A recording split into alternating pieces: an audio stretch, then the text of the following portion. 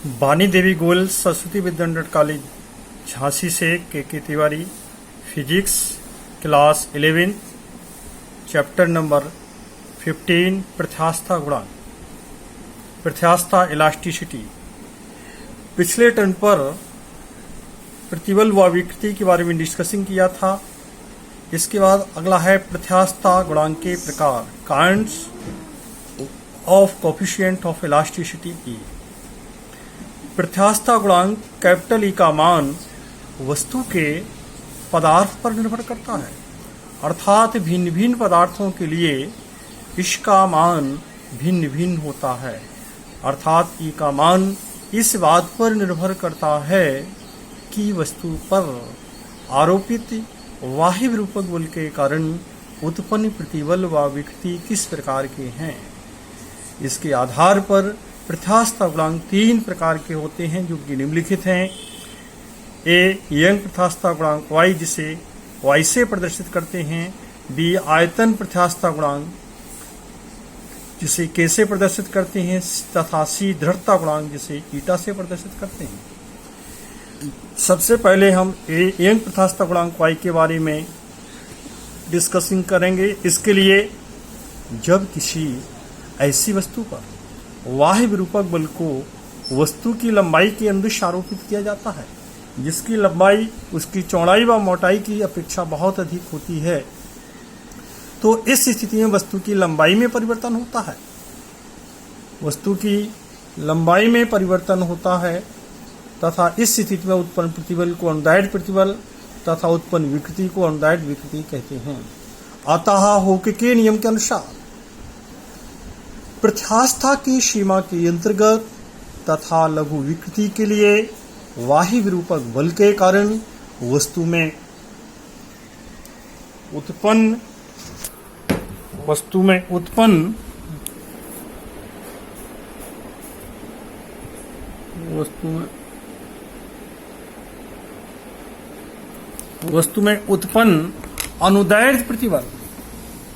अनुदैर्ध्य प्रतिबल तथा अनुदैर्ध्य विकृति के अनुपात को दी गई वस्तु के पदार्थ का यंग प्रत्यास्थता गुणांक y कहते हैं। अतः यंग प्रत्यास्थता गुणांक y बराबर अनुदैर्ध्य प्रतिबल बटे अनुदैर्ध्य विकृति, समीकरण नंबर 1।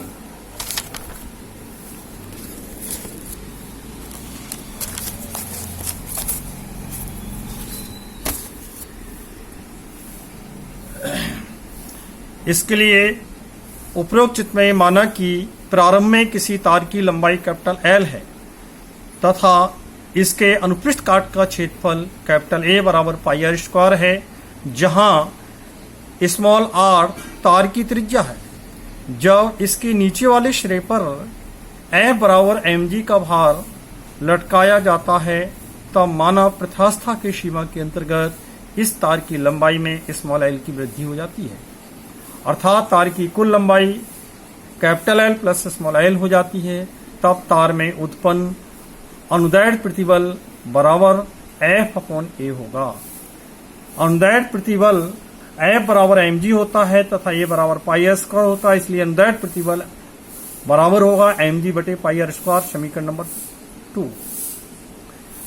तथा तार में उत्पन्न अनुदैर्ध्य विकृति तार की लंबाई में परिवर्तन बटे तार की प्रारंभिक लंबाई, बराबर के नीचे बराबर तार की अंतिम लंबाई माइनस प्रारंभिक लंबाई बटे तार की प्रारंभिक लंबाई, बराबर के नीचे बराबर capital L plus small l कोष्ठक में माइनस कैपिटल L बटे कैपिटल L।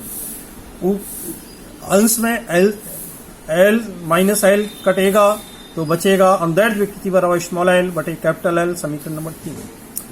समीकरण 2 व 3 से अनुदैर्ध्य प्रतिबल व अनुदैर्ध्य विकृति के मान समीकरण 1 में रखने पर वस्तु के पदार्थ का यंग प्रत्यास्थता गुणांक y बराबर mg बटे पाई r स्क्वायर बटे इसके बटे स्मॉल l बटे कैपिटल L, और इसको सॉल्व करेंगे तो y बराबर होगा mgl बटे पाई r स्क्वायर, समीकरण नंबर 4। ई का मान किसी एक पदार्थ के लिए नियत रहता है, जबकि भिन्न भिन्न पदार्थों के लिए इसका मान भिन्न भिन्न होता है। नोट, यंग प्रत्यास्थता गुणांक y केवल ठोस पदार्थों से संबंधित होता है, क्योंकि ठोस द्रव व गैस से नहीं, क्योंकि केवल ठोस पदार्थ की अपनी स्वयं की लंबाई होती है। क्योंकि ठोस पदार्थ की अपने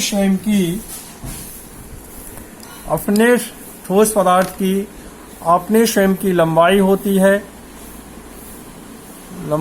है। द्रव व गैस की स्वयं की कोई निश्चित लंबाई नहीं होती है। ये रहा आपके यंग प्रत्यास्थता गुणांक के बारे में।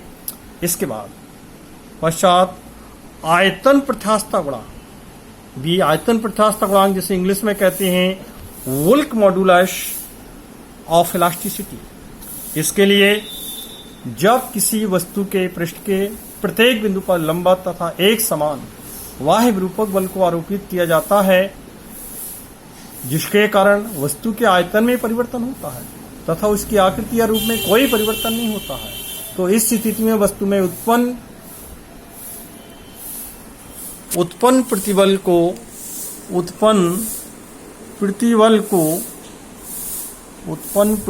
को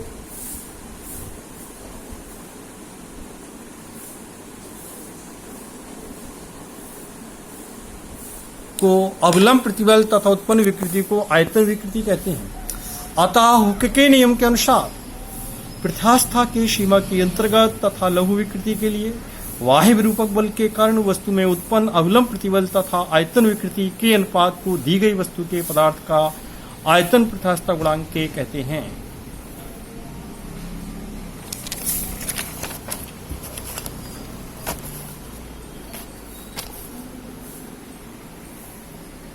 अतः आयतन प्रत्यास्थता गुणांक के बराबर अवलंब प्रतिबल बटे आयतन विकृति। समीकरण नंबर होगा 1।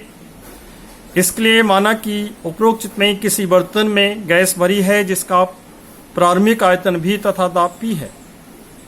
जब गैस पर दाब पिस्टन के द्वारा P से बढ़ाकर P प्लस स्मॉल p कर दिया जाता है, तब माना गैस का आयतन V से घटकर capital V minus small v रह जाता है, क्योंकि दाब बढ़ाने पर गैस का आयतन हमेशा घटता है।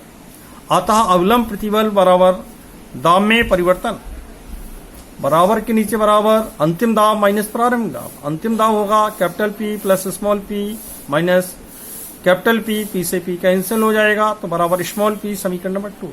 तथा आयतन विकृति बराबर आयतन में परिवर्तन बटे प्रारंभिक आयतन, बराबर के नीचे बराबर होगा आयतन में परिवर्तन बराबर होगा अंतिम आयतन माइनस प्रारंभिक आयतन बटे प्रारंभिक आयतन।